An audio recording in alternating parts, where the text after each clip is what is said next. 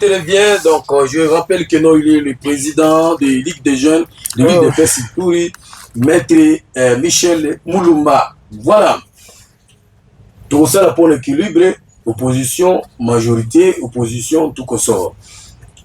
Bienvenue. Quelle analyse faites-vous? Surtout que non, bango bazozoa que non rébellion déjà pas si aux populations au monde M23 ils allaient kotia bazali occuper tout consort ils allaient régime passé de batika qui ils allaient bango donc ils allaient piège na bango mitambo batia que le fait que non régime à place et kokana kosala l'autre côté et déstabiliser pays c'était selon lui il pense que non et ils avaient bien monté par le régime passé bango bango se retrouver mais quand même bazali ko démener bazali ko sala ba effort. Quelle analyse faites-vous surtout que non bon, tu vois quand même Martin Fayulu m'a dit, Azali qu'on réclamait toujours le dialogue, surtout plupart des opposants, Azali qu'on revendiquait toujours qui est le dialogue inclusif. Quelle analyse faites-vous? Ndeko Samuel, merci na kopesa ngali loba. Nakanisi oeza ADN ya IDPS. Ya kolobaka toujours le quota mensonge koko sa population ko manipuler par population ko loba que M23 eza Kabila Mutwatikaki. Mais ce qui total na 2013-2014, M23 ezalaki allié à IDPS. Comment ça? Oui. Qui fit les porte-parole de M23 en 2013 et 2014? C'est Roger Lumbala.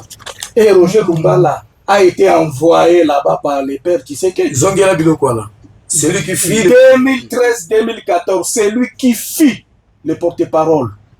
Il y a M23. C'était Roger Lumbala. Akende qui rejoindre M23 après l'élection en 2011. Tango Baké na Uganda. Na batumususu ne bazana régime. Kabila zana régime. Il y a un président de la République. Il y a un président de la République à l'époque. Après l'élection en 2011. Bakuti Roger Lumbala. Alobi ni na lobby. Papa Tshisekedi akindi na M23. Ba vidéo ezali. Tshisekedi le père. Oui. Il y a des preuves. Papa ba vidéo ezali. Ba déclaration ezali. Ba kota même na Assemblée nationale ba okuta ba archive. Il y a fait Badi Banga allié na bango ya IDPS.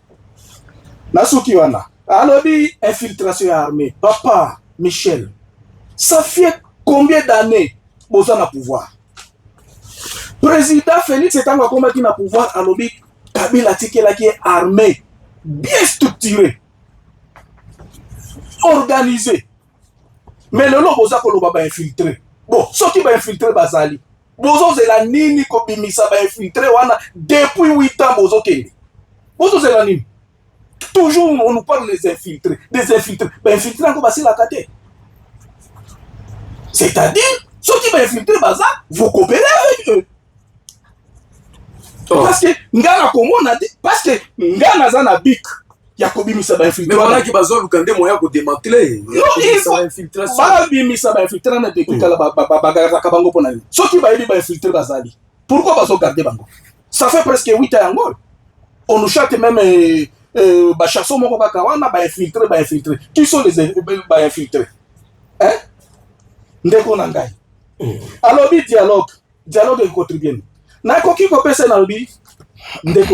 que d'abord nous avons la crise politique et quand vous chaque fois donc le dialogue il y a la crise politique.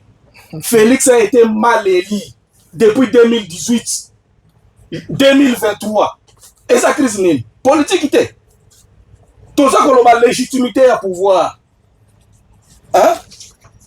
Et sa crise politique était, tout ça la crise judiciaire, justice c'est ça pour marcher, le président le qui justice c'est ça malade. Ngana bakisaka isa na comment? Est-ce que bato ba ko fanda te pour résoudre la situation wana? Il faut bato ba fanda. Dialogue est très nécessaire. Il y a lobby dialogue. Alors dialogue va sala sorti quarantaine de dialogue et pourtant une solution que papa. Les lots Félix c'est ça la pouvoir grâce à lui. Il y a dialogue. Et puis les lots, je te pose une question. Les dialogues là que vous demandez, ça va nous apporter quoi? Parce qu'il y a déjà eu le dialogue.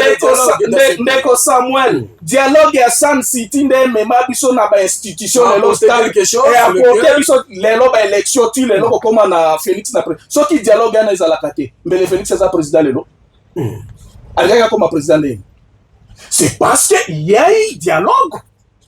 Il y a Sun City et puis si élection et puis si constitution qui est l'autre comme une basique la élection. C'est ça qu'on fait dans la place moko. Namoni ndeko Michel atanga ki accord ya Doha parce que alobi kaka likolo atanga ki vraiment te mais on a conclu les dossiers. On a signé déjà. Doha est légitimé M23. Comment ça expliquer? Et légitimé M23 comme républicain Temokoboy. Baza na côté républicain Temokoboy. Tozongi na 2000 pour dire quoi? Pour dire ba komi na pleine gestion ya esika baza ko contrôler. Ozoyo. Ba komi na pleine tala intitulé ya accord. Accord olobi accord cadre. Soki totali accord baza ba maître. Ok, accord cadre Zalaka toujours signé entre les deux pays, pas avec les partis en conflit. Il y a rébellion.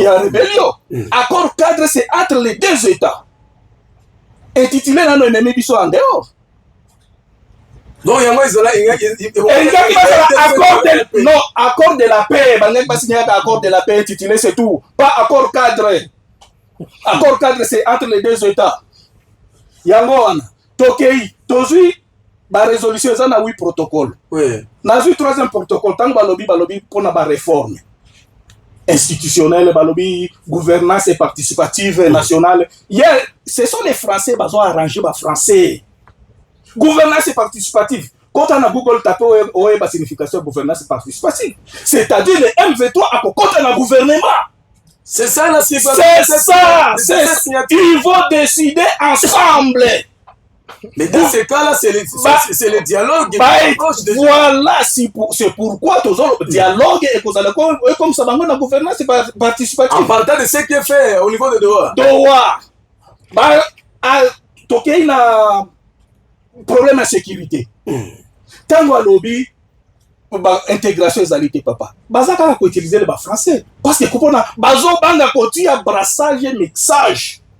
Na kati na bakoro wana parce que eko énervé ba congolais. Maintenant il faut utiliser les français là. Ba changer ba français fignolé comment total à toi parce que population est tombokate. Ça explique la même chose. Nous les gens qui sont mona liboso tebi déjà ils ont intégration. OK?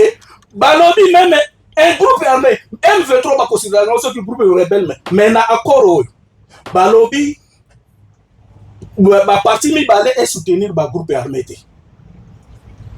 Et soutenir le groupe armé. C'est-à-dire les M23, ceux qui soutiennent le groupe armé, par exemple, Babel et soutiennent le CRP, et ils soutenir CRP, ceux qui gouvernement. Mais pendant que Bango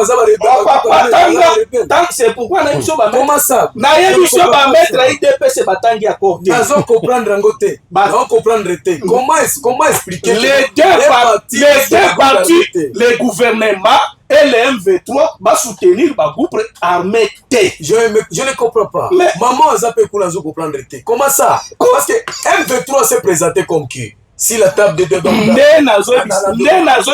comme rébellion, comme un pays, comme quel parti? Voilà. Expliquez-nous. Là où on ne comprend pas, Biloko Basali na Doha.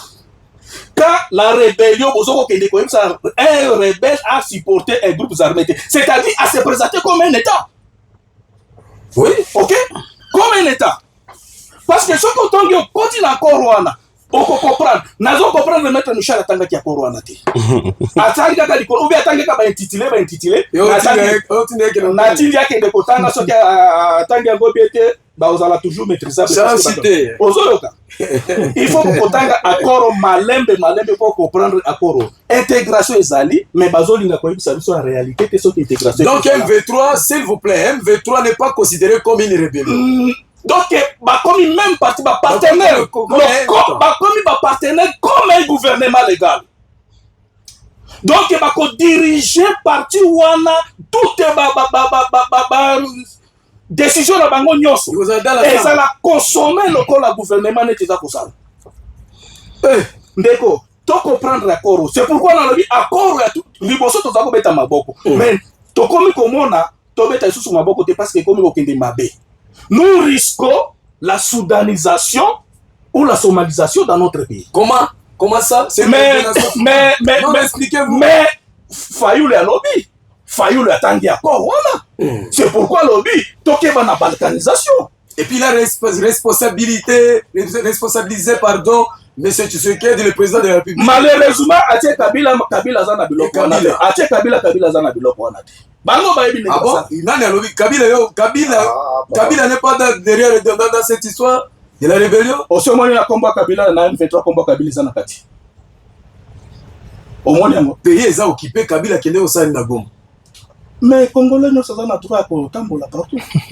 L'homme comme Kabila. Est-ce que je te pose une question? Est-ce que tu sais qu'est le président de la République? Est-ce que la militaire a comme elle est dans Goma? Ni n'est pas empêché.